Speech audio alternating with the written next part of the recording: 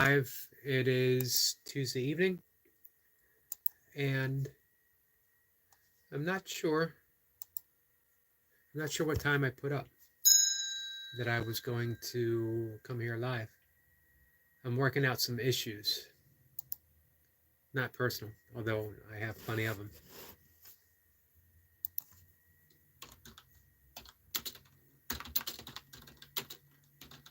Sorry, 1 second.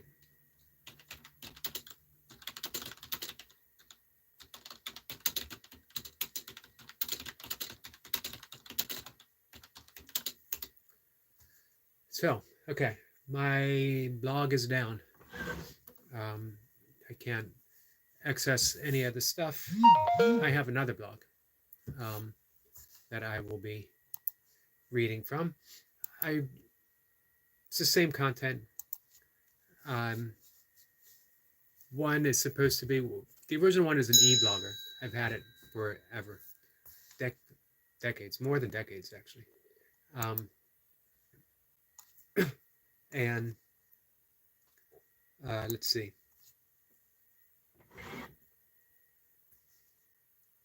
Sorry, I'm doing a survey now. My other one is Bluehost. It's, what is it? It was supposed to be better for monetizing, getting paid to write. Didn't pan out. Actually gives me a lot of trouble, and I'm basically going to go back to my e-blogger, which I write in anyway, because when I get used to something, I have a tendency to stay with it. And so I enjoy writing on the e-blogger, and then I would just transfer it over to my other blog and go from there.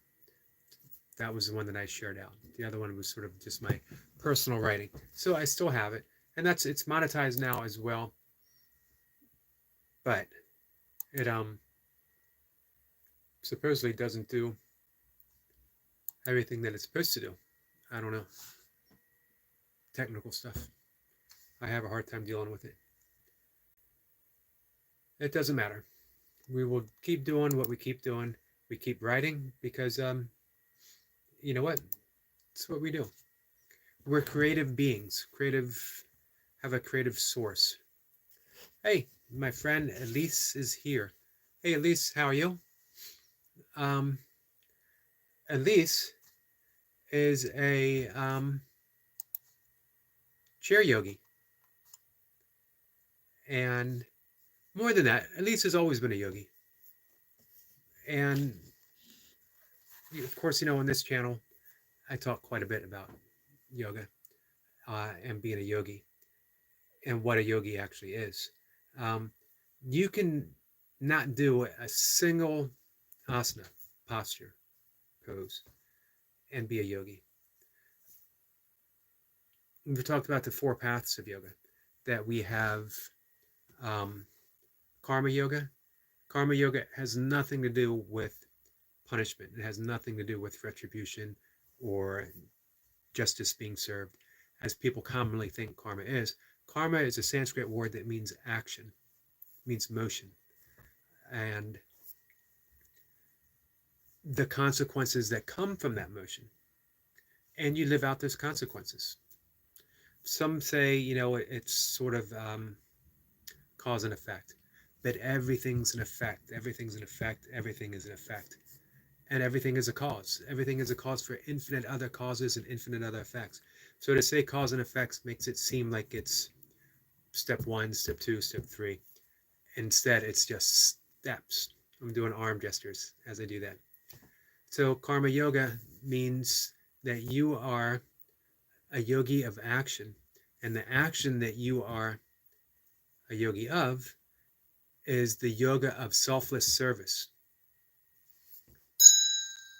Selfless service is means that you're surrendering everything that you do for the sake of others and for the sake of God, whatever your concept of God is. Doesn't mean that you don't want some good things in your life.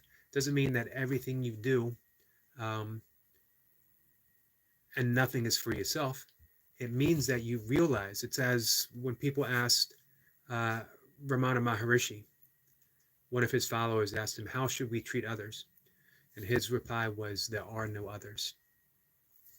That's a karma yogi, is someone who realizes there are no others. So he performs everything for that selfless service of others, the selfless service, everything being surrendered to God. Elise is a karma yogi. She lives her life in selfless service of others, towards others. And she has recently did the class certification for chair yoga. Chair yoga is a wonderful practice for people who have, for whatever reason, limited mobility. Here's a way for you to do yoga from your chair, from a wheelchair, from a sofa. It's a beautiful way of practicing yoga. But remember, the yoga asanas are just one small aspect of yoga. And we'll keep talking about that. But let's get back to the other paths of yoga, the traditional paths. So we have the karma yogis. We have bhakti yoga. Bhakti yoga is, bhakti is a Sanskrit word that means devotion. And that means that you are literally practicing the devotion to God through whatever means. Everything you do is out of devotion. It's usually shown as like chanting, singing, dancing. The Sufis, whirling dervishes, those are bhakti yoga. They are twirling out of devotion. They are filled with the Spirit of God, and they can't help but to twirl. So, hey, you can do burpees and surrender it to God, and you are a bhakti yoga. And then we have jnana yoga, which is the yoga of knowledge. That's the yoga. Some say that it's the quickest path to God realization because you are relentless in the pursuit of knowing who you are. That's the only true knowledge. Who am I? You're not your job. You're not your thoughts. You're not your body. You're not any position in life. You are not a boyfriend, girlfriend, spouse. All of those are dismissed as you keep asking yourself, who am I? Who am I? Who am I? When you finally get to silence, when you have no answers, when you shrug your shoulders and say it must be a mystery, now you're onto something. Now you're catching hold. Now you know who you might be. Your mystery, your silence. Remember, Herman Melville said, silence is the only voice of God. So you are discovering the truth about yourself. The last path of yoga, there's others. These are the main four. Is Raja Yoga, which means royal yoga. And this was put forth by Patanjali. Patanjali was a yogic sage 2,000 years ago who wrote or put together the Yoga Sutras, 195 aphorisms, succinct teachings of yoga. And he called it the eightfold path, or the 8 limbs of yoga. And it's an outline of the entire practice of yoga, all the way through, 8 limbs. He also called it Ashtanga. Ashtanga means 8 in Sanskrit. The 8 limbs. Bear with me, guys. I am going to read from my blog in just a bit. So the eightfold path. You start with ethics, and then you move up to more subtle and subtle layers. I talk quite a bit about the ethics of yoga. If you are not practicing the ethics of yoga, you're not practicing yoga. You're stretching, or you're breathing, or you're contemplating, but you're not practicing yoga. So we have what's called the yamas. Yamas are the 5 ethical restraints. Here's what I love about yoga. They're not commandments. God isn't saying behave or you do not get in heaven.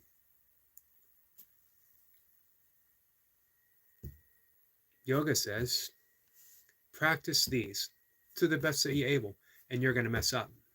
all the time, continuously, but keep practicing. You'll get better. Your life will get better, and you'll help other people. So, yamas, you're gonna have to forgive my Sanskrit, by the way. Those who know me know that I not only will I mispronounce Sanskrit words, but I will mispronounce English words as well. So it all evens out. Um, let's see. Elise says, I want to catch up on my comments here. Elise says, I love this. Yes, chair yogi. Well, you're a true yogi, like I said, in every sense. In my opinion, you're a karma yogi because you just you give and you give and you give, and it's all selfless service. It's all for others, and life pays you back in return. That through we're never left out when we realize there are no others. It means we're also giving towards ourselves. Doesn't mean that you don't have clear boundaries. Doesn't mean that you don't need your own personal time. It means when you do the work, you are working for the benefit of all. You're realizing that years ago, I heard an interview, Mother Teresa, and she was asked by the radio host, how do you do it?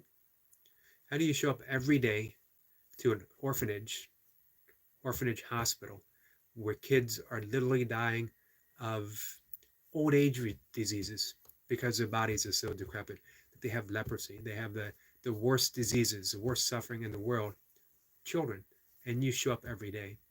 And she said, it's simple. I see the face of Jesus in all of his distressing disguises. So she wasn't treating just children, she was treating the face of Jesus through these children. She recognized there are no others. She showed up every day.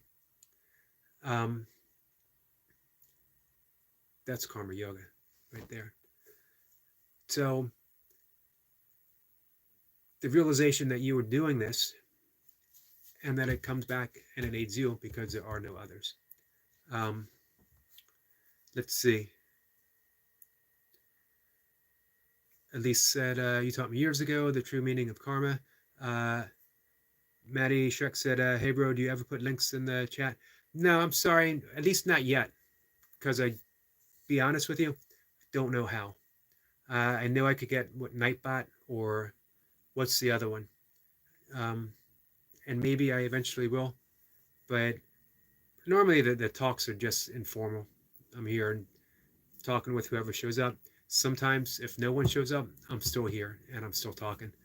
But I do try to get people to, recognize other people in the chat and go visit their sites if at all possible. So, the foundation of yoga, yamas and niyamas. The yamas are the 5 suggestions on how to practice. Begins with ahimsa, non-harming. The reasons why these are called restraints is because when you restrain, starting with non-harming, peace grows. So you are not harming, you're not non-harming, as much as you are allowing peace to grow through the restraint of harm of others. And you have to take this deep. You have to take it really deep. Are you harming yourself with your thoughts? Are you beating yourself up? Are you, because it's when it says non-harm, it's across the board. Not harming yourself, not harming others, not harming any creature whatsoever, but you do your best. You know you're going to make mistakes. You know you're going to have some negative self-talk. You know you might criticize someone. You know you might make someone feel bad. But as you keep going deeper, you keep realizing how far you can take that practice. That if someone shows up here and they troll, which they do often, and I take it all in stride, especially when they're funny, which I really appreciate. Let's see, T-Mac1 says, having a spud. Man, potatoes, food of the gods, in my opinion. I have a potato every day of my life. I can deal with a troll. I can deal with somebody. This doesn't mean that you are pacifist. Gandhi practiced ahimsa.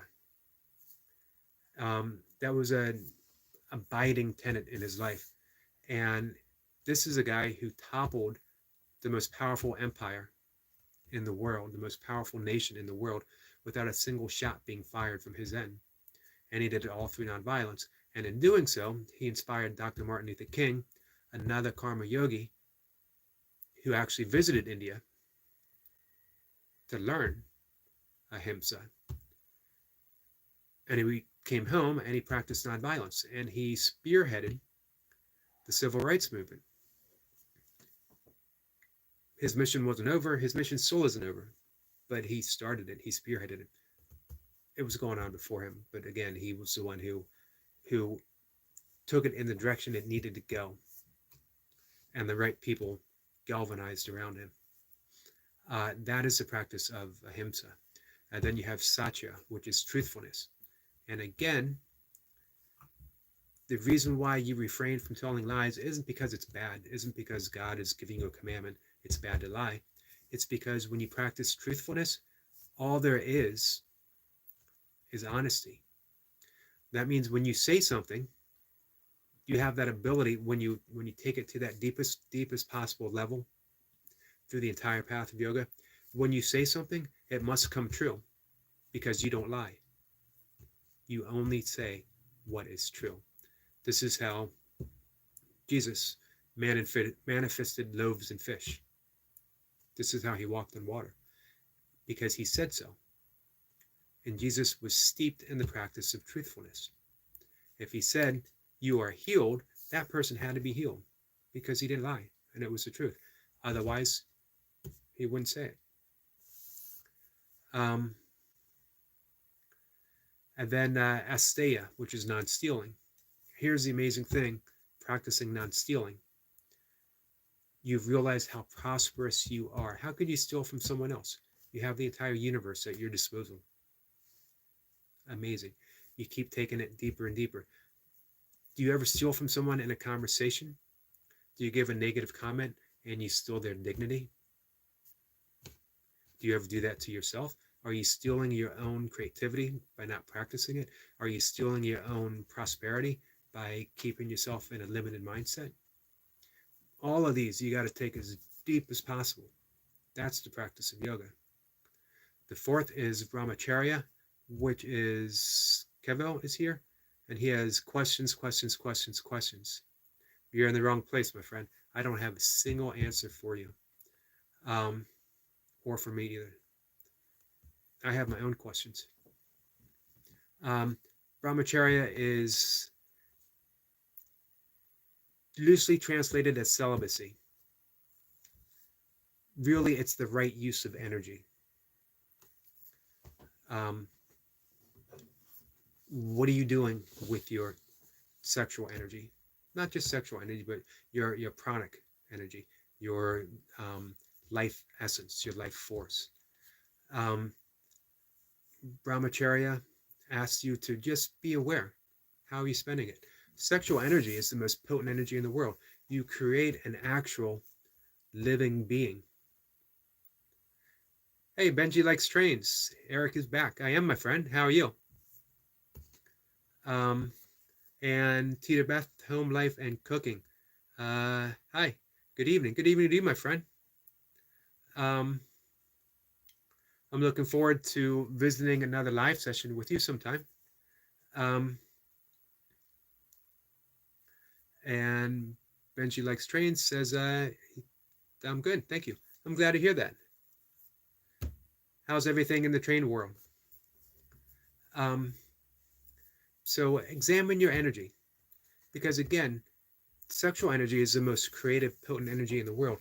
Entire human beings, the entire population has been created through sexual energy. It doesn't have to be limited to just gratification, although gratification is a wonderful thing. It shouldn't be dismissed, ever. Sex is meant to be pleasurable because it's that potent energy. If it wasn't pleasurable, there'd be 3 people existing in the world instead of the billions and billions that we have. That tells you how pleasurable it is. Um, so be mindful of that energy, because you can also use it to create a brand new world just for you. Yoga teaches you how, and yoga also teaches you how to use that energy. And yoga, prana, life force, life energy, and everything is prana. So you learn how to manage it. You actually literally create miracles. The last one is non-greed or non-hoarding, which again, you take it as deep as you possibly can.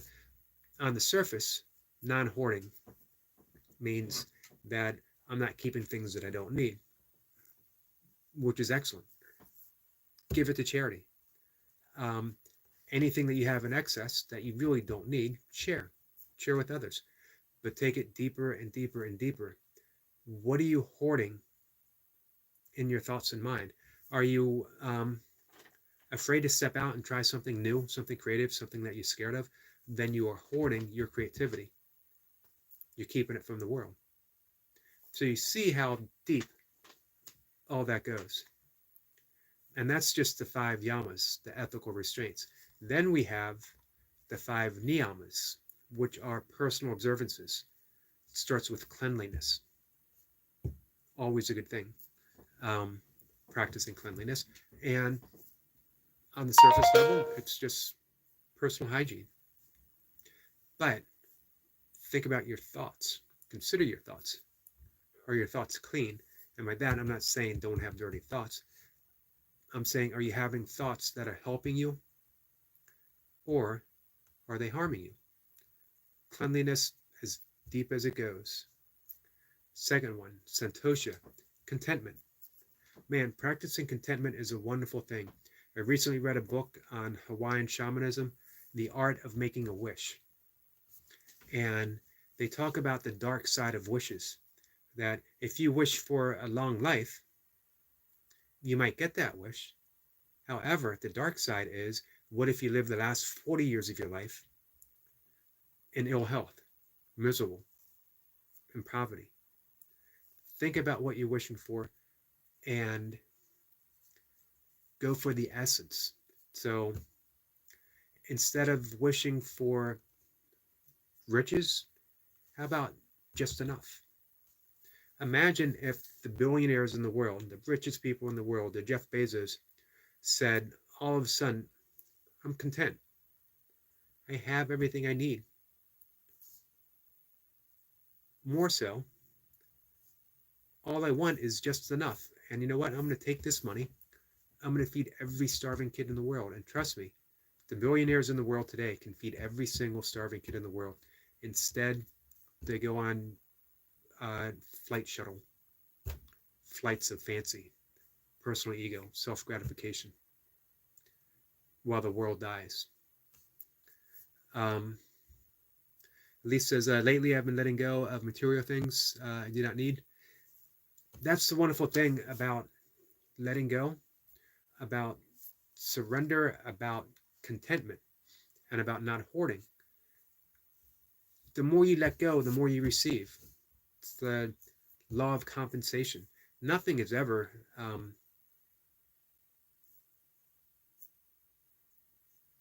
truly let go. It just comes back in another form. It comes back in a more subtle form. That's why it's so important. Give out love, give out love, give out love. Um, so yeah, contentment is a big thing. Who's truly content with their life? A lot of people say, well, if I was content, I wouldn't get anywhere. Maybe. Where are you going? Doesn't mean that you won't accomplish your goals. It means in each stage of the goal, you're content, you're happy, you're joyful, exactly where God wants you to be. Doesn't mean you can't move it up. You can't keep moving up, or you can't keep moving up. You certainly can, but be content in every stage of the path. Realize that the path is the goal. Also, remember Saint Catherine of Siena, who said, all the way to heaven is heaven. That's contentment. Third of the niyamas, the personal observances, tapas. Tapas means heat in Sanskrit, and it's discipline. It is waking up and meditating. It's doing your yoga. It's doing your breath work. Um, you're putting in that discipline, that mindfulness, committed to action in order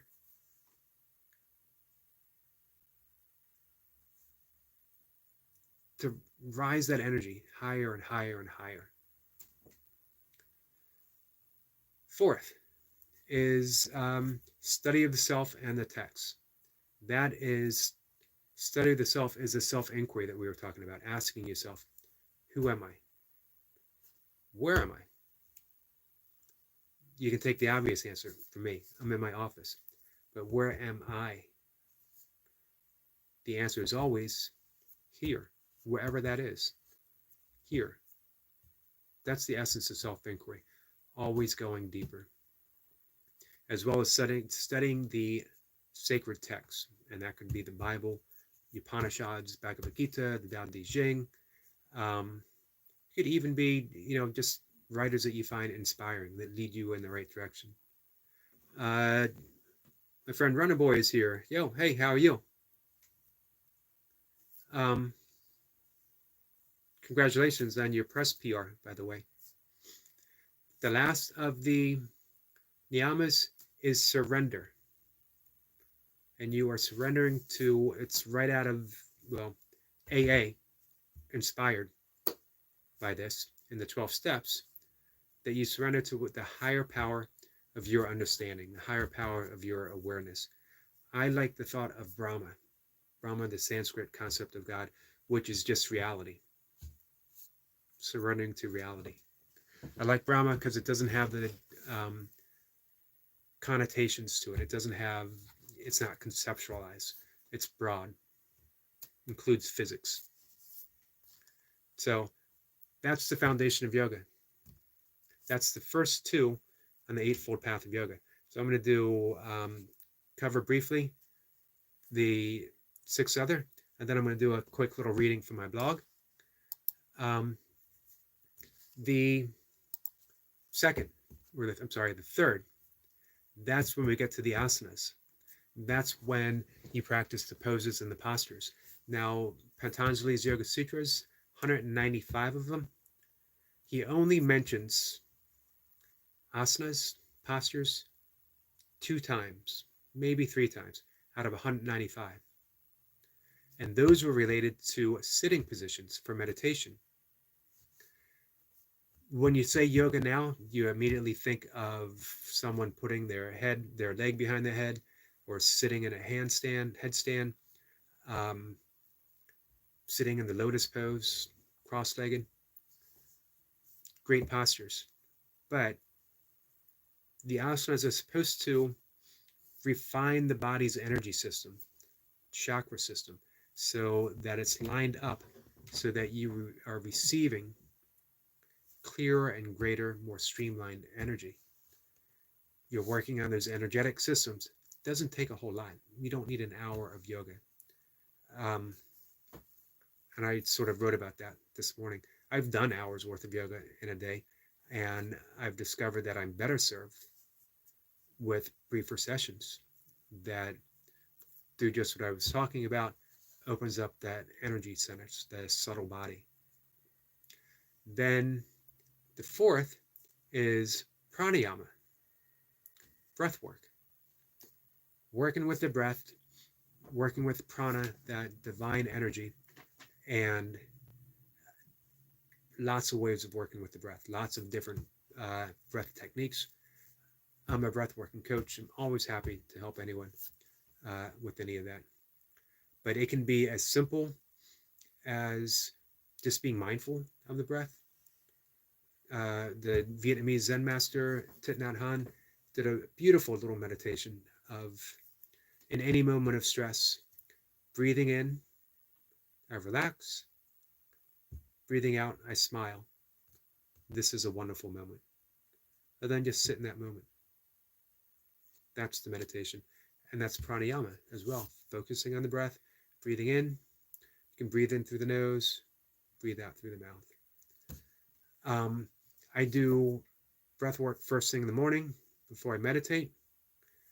Then I do breath work again in my afternoon yoga session, which is really yoga nidra, which we'll talk about some other time. That's the yogic sleep, withdrawal of the senses. Um, and then I do it before my other meditation, and then I have a bedtime sleep hygiene protocol where I do breath work to help me sleep, as well as any time as needed for whatever stress. Um, then we have the fifth limb, which is pratyahara, which means withdrawal of the senses. And that simply means taking some time every day where you're not so focused on the outer world of the senses, but you turn inwards. You shut down the senses. You explore your inner world. And that's yoga nidra. That's that deep yogic sleep. When you're in between being awake and being in that deep regular sleep, we've all been there as we fall asleep and we recognize that we're still awake, but not quite. Yoga Nidra consciously puts you in that state um, and then guides you. I have some on my channel page, community page, I have some of my favorite people who will guide you through a Yoga Nidra session. Just click on it, lay down and listen, and they tell you exactly what to do. Yoga Nidra is complete surrender because you are um, simply allowing someone else to guide you to that yogic sleep. Then we have three paths of meditation. One pointed concentration, we're focusing on mantra or the breath or visualizing something, and then we get absorbed in that, which is the seventh, and then we reach samadhi, which is the eighth. Samadhi is that bliss consciousness when the veils of separation drop and we realize the unity of everything. We're in bliss. That's the 8 limbs of yoga. Complete. So, sorry it took me so long. But hey, 8 limbs, that might take a bit of time.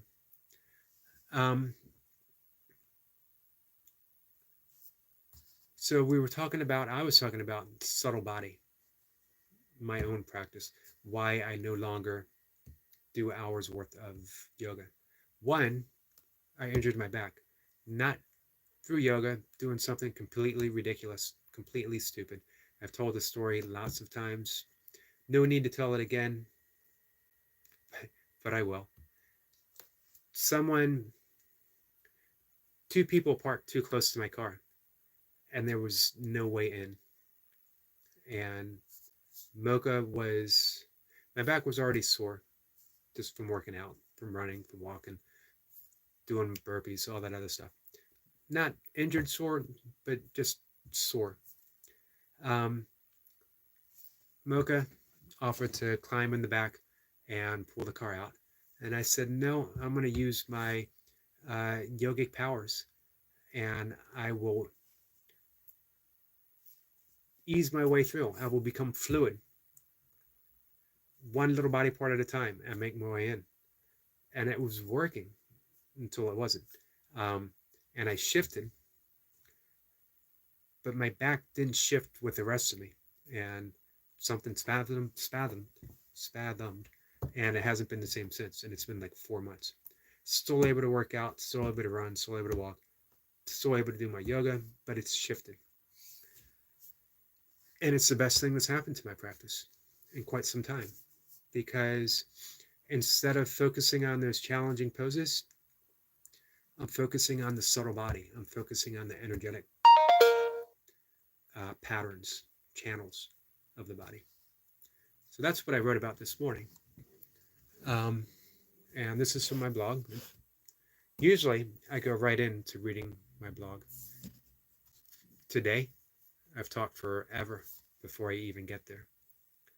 So the title is In the Subtle Body. Asanas, and remember asanas means postures, poses. Asanas, my physical point of yoga, seldom lasts over 20 minutes anymore. Gone are those long hours, those hour-long sessions, sometimes longer, when I would challenge myself to hold a posture longer or approach its most difficult aspects. Some of this is due to a back injury that has resulted in a more measured approach, cautious, but mostly the injury that has caused me to reevaluate my practice and approach it in a different light, more mindful and with less focus on the physicality of each pose. I'm more interested in the subtle body now, the energy of my practice. With this, everything shifts to breath and gaze, fewer postures, and never for the length of time once held before. I'm no longer challenging mind or body, but sinking deeper past the point of needing to do so, surrendering myself to the pranic energy that guides me through these asanas that I've selected. This is where my practice turns into the fifth limb of yoga, pratyahara, withdrawing my senses from an outer focus to an ever more apparent world within. I'm in the subtle body now, or at least that's where my practice takes me. So,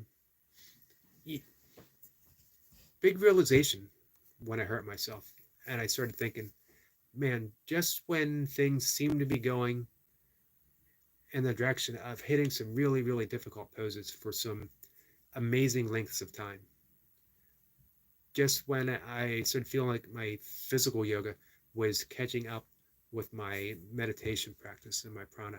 And I've been doing this for a long time. There's a focus is here. It says hi. But hurting my back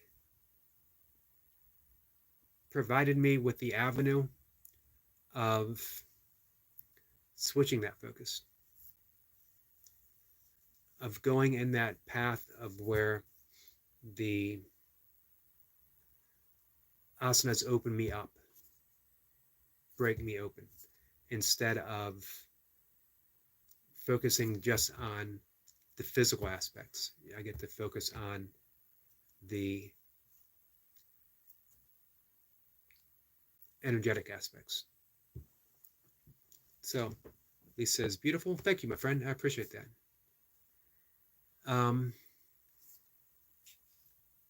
So, what seems like a bad thing when it happens can turn into an opportunity,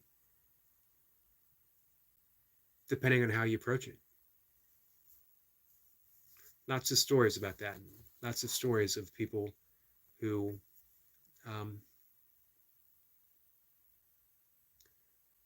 I always think of Viktor Frankl, who wrote Man's Search for Meaning.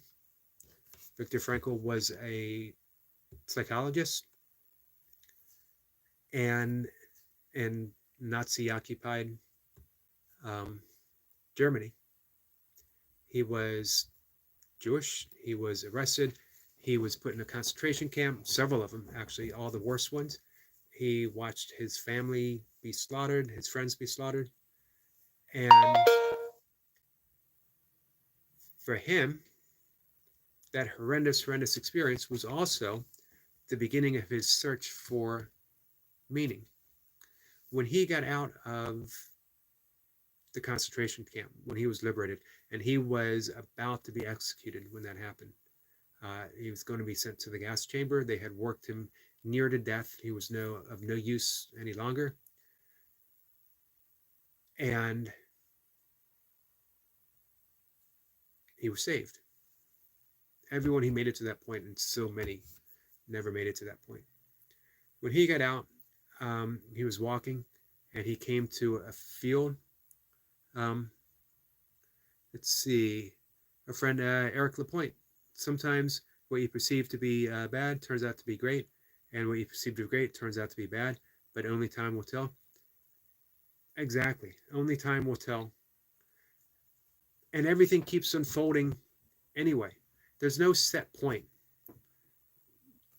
Something that's perceived as bad, as Eric pointed out, doesn't necessarily mean that it's bad, or at least not in the long run. It's in motion. There's no real bad, because nothing's ever static. There's nothing that's labeled bad and then just stays right there. This is bad.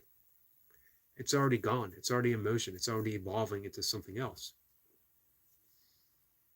Same with good. So Viktor Frankl and those other survivors, when they walked out of that concentration camp, they came into a field of wildflowers and felt absolutely nothing. They were dead inside. They felt dehumanized. How can you appreciate beauty when you're dehumanized? Eric Lapointe says, I agree. And our friend Squirrel Sniper says, greetings again. Hello, my friend. So when you're dehumanized, to the extent that when you're in a concentration camp, I can't even imagine. It's a weird saying, I can only imagine. I can't. It's beyond my scope of imagination. And to think that people actually lived through that, survived through that. But as he said in his book, when you're dehumanized, you can't appreciate beauty or love. However, a week or so later, they were walking through another field, and it was filled with flowers. And they fell to their knees, crying, overcome with the beauty of it all. The fact that they had survived and reached that point, and they were filled with this sense of awe. So many of them never survived, never had that opportunity, and yet somehow they made it. Middle of that field. What was the difference between the first field and the second field? Both filled with flowers. The difference was what was shifting within. They regained their sense of awe. They regained their humanity. They regained their ability to love, just in a short time. Nothing that they didn't do therapy, they didn't work on themselves, they didn't pray, they didn't meditate. They simply lived. And life filled them up again. That's the point that Eric Lapointe was making. That life's in motion. Who knows how it's going to turn out? But give yourself to that motion. Because you're going to be moving anyway. Squirrel Sniper says, my grandfather was in the 2nd Battalion, Sherwood Rangers. Those that liberated the PO camps in Belgium and Poland. Well, I had a great uncle who, in the U.S. Army, and he was there liberating some of the camps. He had seen battle and he had seen death, and he had talked a little bit about that, but he could not talk about the concentration camps. It was too overwhelming, even later in life. My father was on a mine sweep in the South Pacific at the age of 17. Quit high school. Different time.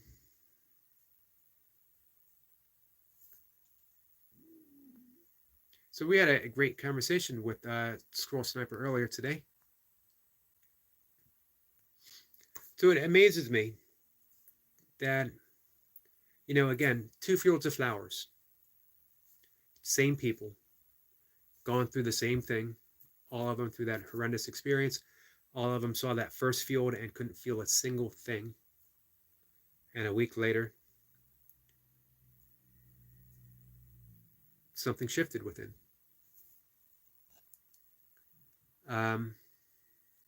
Hey, my friend Mur, I always get your name wrong, Ahmad, and I always apologize. Says, hi host, how are you, my friend? Always appreciate it when you make it here. So we all have our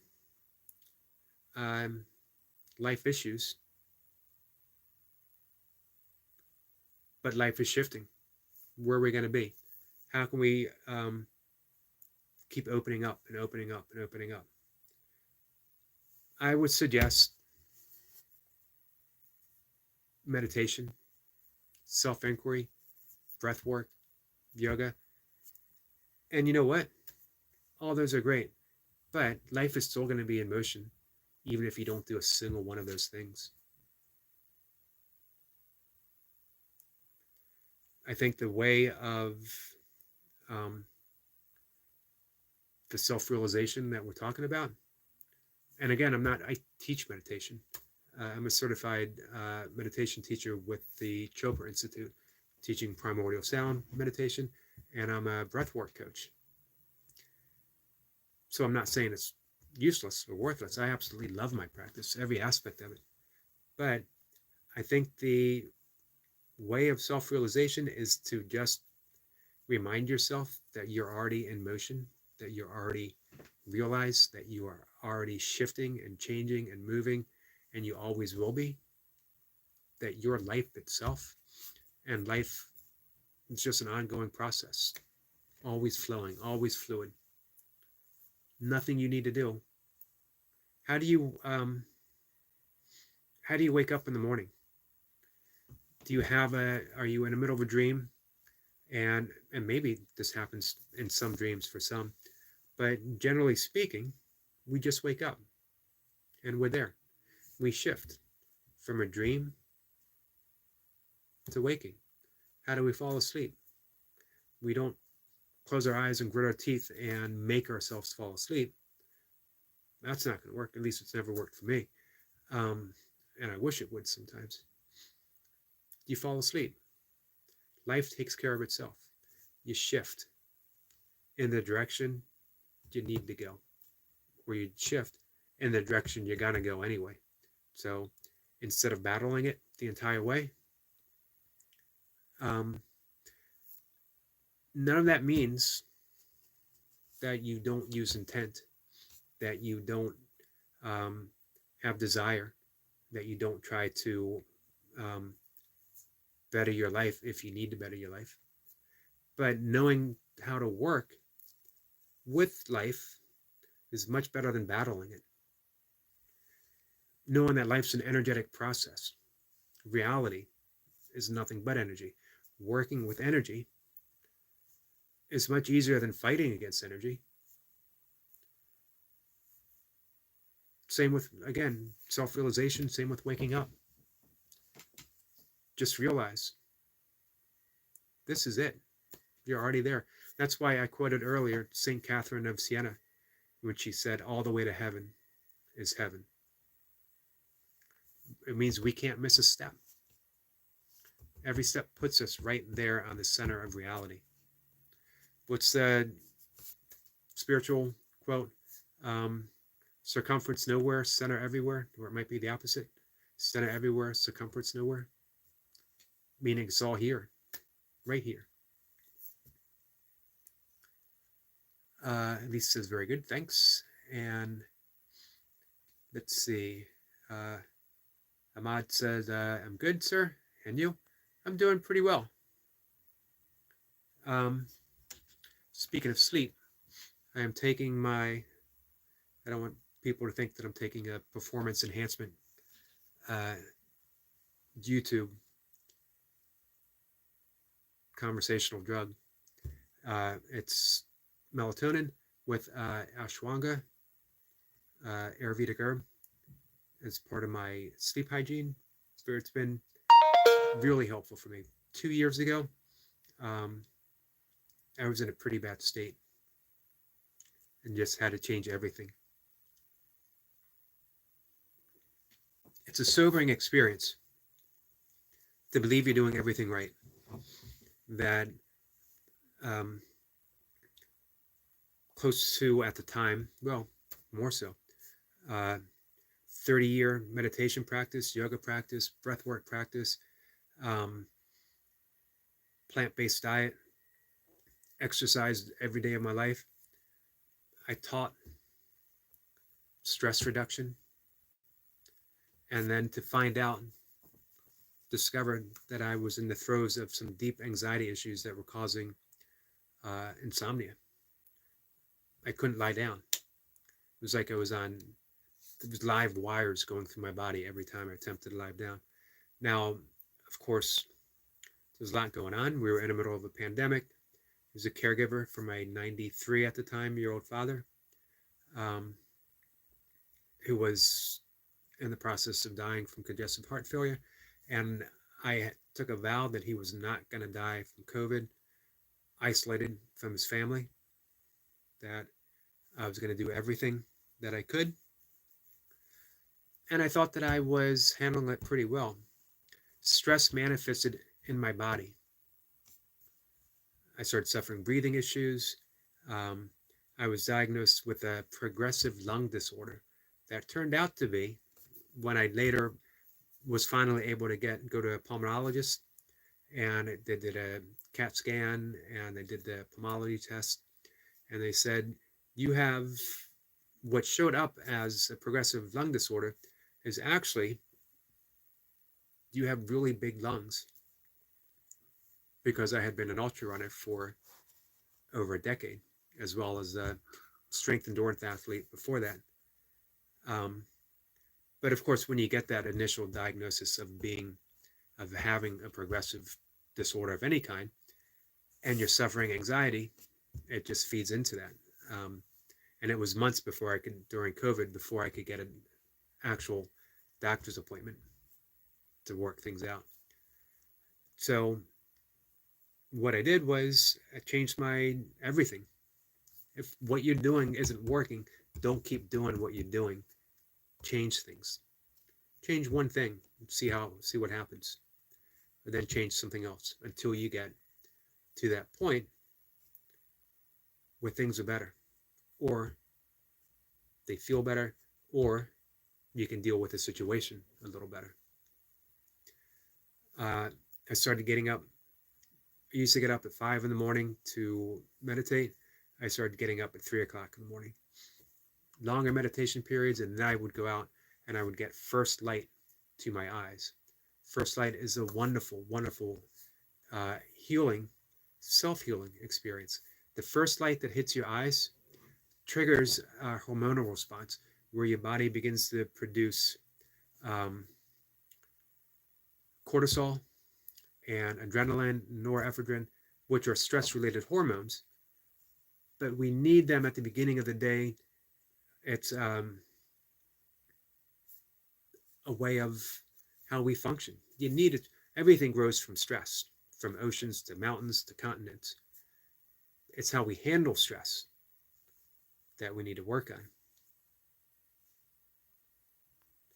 Let's see. Squirrel Sniper says grounding.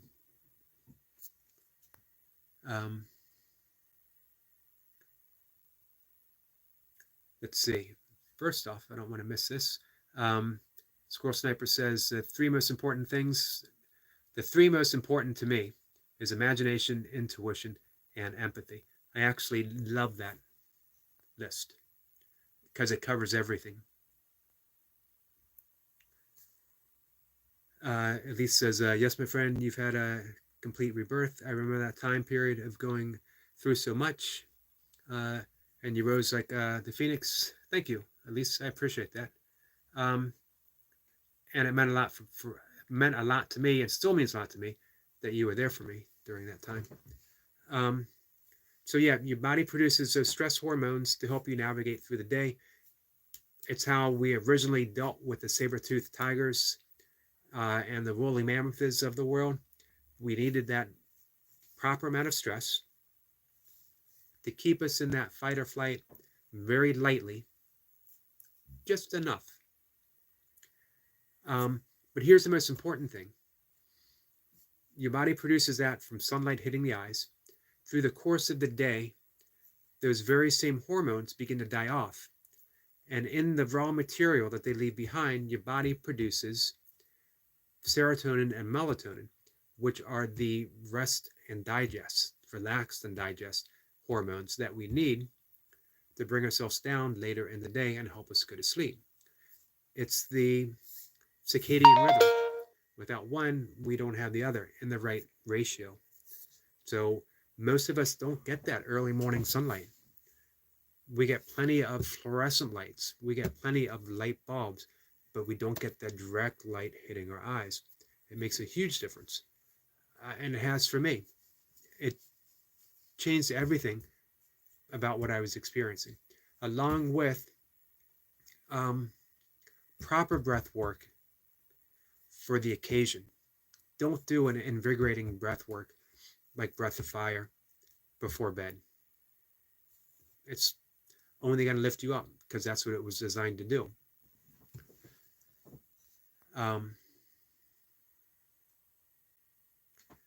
Squirrel Sniper says, missile information can be very non-beneficial, yes, to one's mind, unless you break patterns and change the construction of events. Very true, my friend. And he says, there's the phoenix again. Serotonin. Frequency can release what we need. That's interesting. And I agree. I mean, my entire meditation practice is based upon frequency, using the ancient Sanskrit mantras that don't have a meaning. And you don't want them to have a meaning. You want them to have a frequency. If it had a meaning, we would find ourselves meditating on the meaning. And that keeps us on the surface. It keeps us on that level of contemplation. Not a bad level to be at. But if you want to transcend, if you want to go deeper, then you need to follow the frequency. You need to follow the vibration and go deeper. Man, Squirrel Sniper. Actually, all of you. From Squirrel Sniper and Eric Lapointe. And the other day, Ahmad was putting in some excellent thoughts as well. And Elise, I did say Eric Lapointe, right? Some of my favorite people to talk with. So, Eric reminds me that, yes, I did. Good.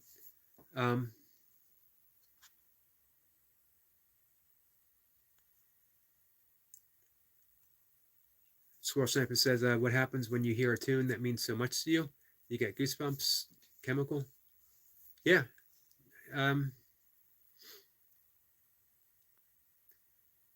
Deepak Chopra told a story once of being on a plane with the Maharishi Mahesh, who, this was, back in the 70s or 80s, and there was a lot of turbulence going on, and so they were going to serve some drinks, and they were wheeling the cart around, and they were asking everyone, do you want a drink? Do you want a drink? And they finally got to the Maharishi, and they said, would you like a drink to keep calm? And he just smiled and closed his eyes and said, no thanks, I'm making my own. That alludes to what Squirrel Sniper was mentioning. Eric Lapointe says, thank you. You're welcome, my friend. And again, I appreciate you all being here and joining me in the conversation. Always feels like we get to cover so much. You guys put out that energy that is just easy to keep inspiring. So, I did manage to read my blog, finally. It took me half an hour to get there. Eric Lapointe says, I appreciate you also. Thank you. Eric, I need to check out your channel. You haven't really mentioned anything. If you have a channel, eventually I'm going to find out how to share links. Well, I know how to get. I'd have to figure out how to do it once I got it. I'm just not sure I'm ready. I like keeping things simple and just concentrating on the conversation, because it's so fluid, especially with you guys. We just never know what direction it's going to go, but we know it's going to be pretty meaningful. But I do like the thought of you guys being able to share your channels so that, we can make these connections. Elise says, Appreciate you. Great building session. Thanks, everyone. Thank you, Elise. I appreciate you being here. And Squirrel Sniper says, make a moderator. He, she can post other links to seed. So I'd have to get Nightbot. I forget the name of the other one. And then through that, I would name a moderator. That's the thought. Autumn almost feels though like that would take away the enjoyment from that other person. But I'm still new at this. I'm still figuring things out. I have put it out there that I'm going to do my best to monetize, get in some watch hours. Squirrel Simple said, I think you can mod without a Nightbot. Without Nightbot. I'm going to Google that up. Somebody suggested that I block some trolls that come in. But to be honest with you, for the most part, most of the trolls that have come in, I've actually enjoyed their company. Especially if they're clever and they can make me laugh. It's really all I ask of a troll. Don't bring the tired stuff that every troll does. Say something different, something original, something creative, imaginative.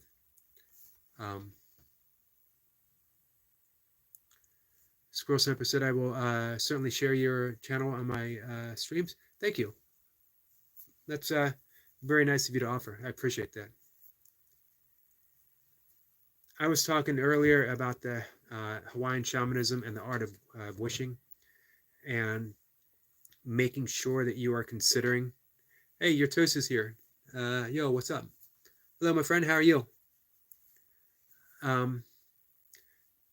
Making sure that you're aware of the dark side of wishing. If you wish for a long life, as an example, you might get that if you wish, with intent, with that field of intent. And you might live a very long life, but maybe the last 40 years of your life, you're living sick, poor health, as an invalid. So you really consider the arc, the entire arc of what you're wishing for. So instead of wishing for, simple, I want more money, you might get it, but then you get all the headaches of the higher tax bracket and all the stuff that comes with it. Wish for enough. Wish for just enough to meet your needs, to be happy. I'm very fortunate. I mentioned that I was a caregiver for my father in his final years. And my brother and I inherited his house. It's our childhood home. It's in a beautiful area that I absolutely love, and I've always wanted to be in this area. It's one of the wealthiest counties in the United States.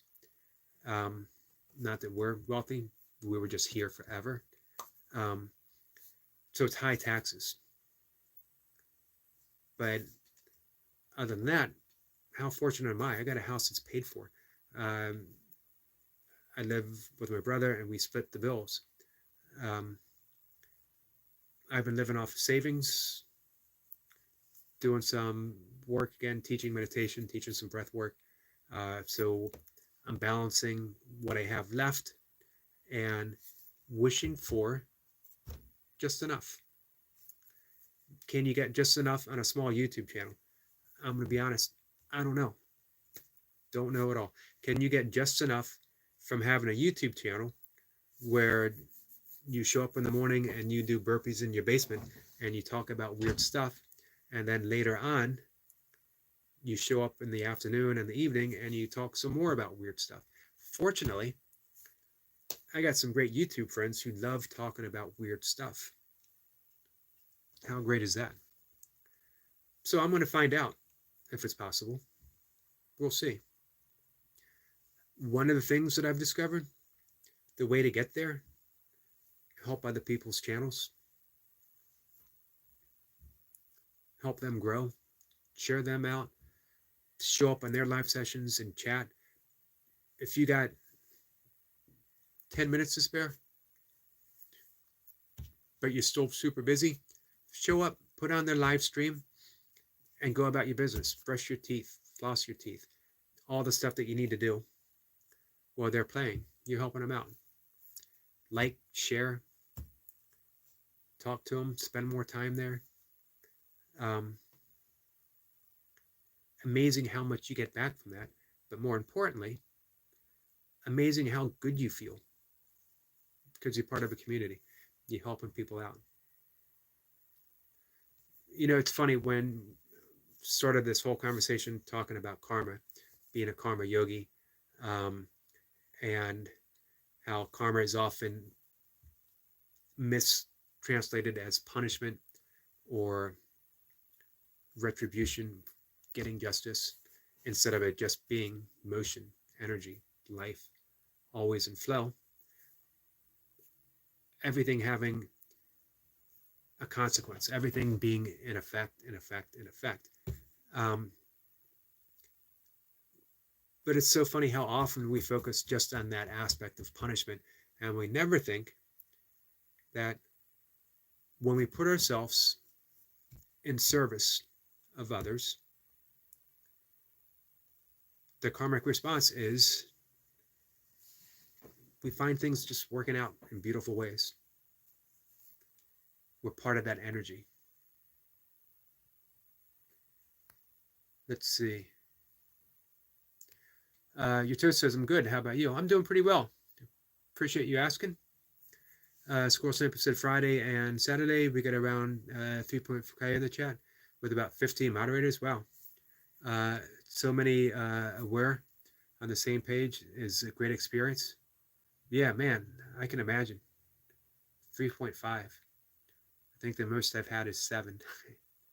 Your toast says you're definitely going to blow up someday. Well, thank you. Appreciate you saying so.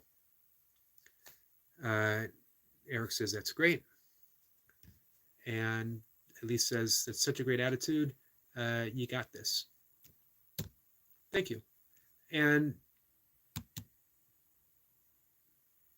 Squirrel Sniper, expect nothing, receive everything. That's it. Sometimes we complicate the secret, don't we? And then somebody like Squirrel Sniper comes along and just very succinctly, here's the secret. Expect nothing, receive everything. And when you expect nothing, that means you get to give everything to people. You give for the sake of giving, not because the secret says, if I give to you, I'm going to get something back in return. I'm going to re-quote Catherine of Siena's All the Way to Heaven is Heaven, that all the way to receiving is giving. Just give, give, give. Giving is the receiving, not the thing that we would hope for, not the thing that we wish for, not the thing that we're striving for. Giving itself is the gift that we get. When you make that shift, everything becomes easier. You're giving up those expectations. I'm not giving to you so that I get something in return. I'm giving for you because my wish is for you to succeed. My wish is for you to feel better. My wish is for you to be happy. I don't think I have the answers, but I can be a presence. I can be there. I can give you a kind word. I can do what I can.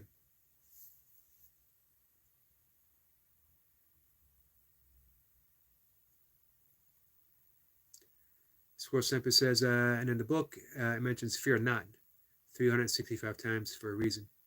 Amazing. I did not know 365 times. That truly is amazing.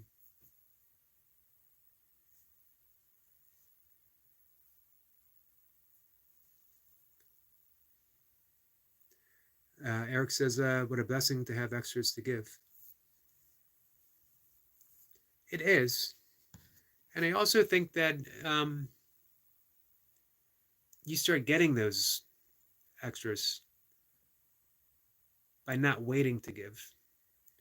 Not waiting until you have something, but realizing that you always have something. There's a yogic practice of always giving a gift to everyone you come in contact with.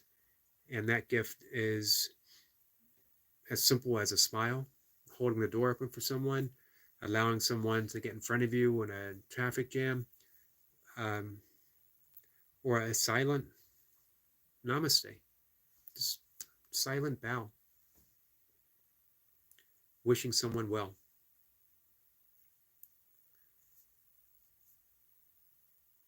All of those practices are practices for a reason.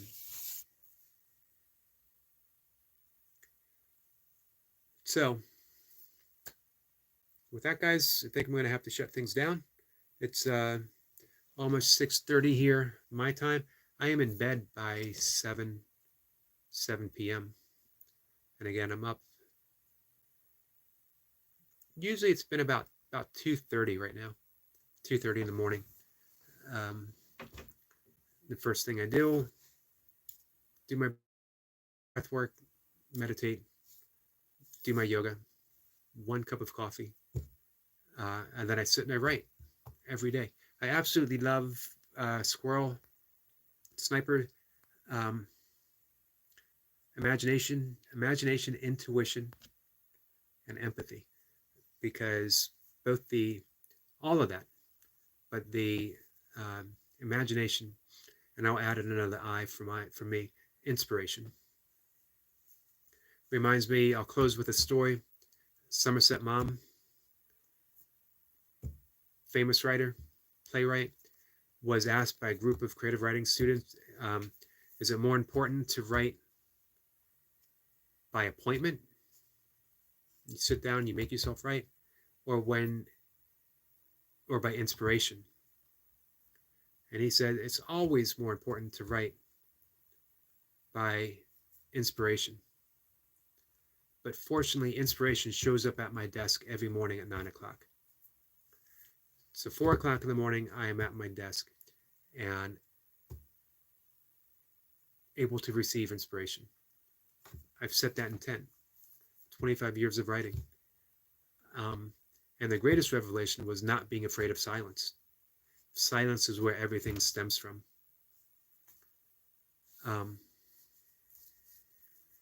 Let's see. Your Toast says, I'm glad I could catch some of this stream. Your Toast, I'm really glad that you were here. I appreciate that. And my friend Lewis, it is what it is. It says, amazing watching your channel grow, Eric. Don't forget us when you get to the top. Man, how could I forget the world's most perfect burpees done to the world's most perfect soundtrack? Impossible. Couldn't be done.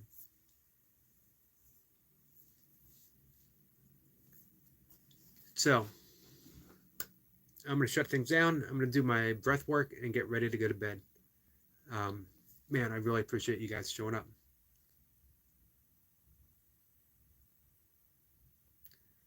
Squirrel Sniper closes us down for the night with bright light hurt by blinding, but the darkness of the void can be soothing. And everything emerges from that void. Your Toth says, good night, my friend. And it is what it is, says, appreciate you, Eric, as I do you, Lewis. Elise says, appreciate you, and good night, all. Good night, Elise. And Eric Lapointe says, good night, my friend. It's been great. It has been. Thank you very much. Squirrel Sniper, thanks again. Take care, guys.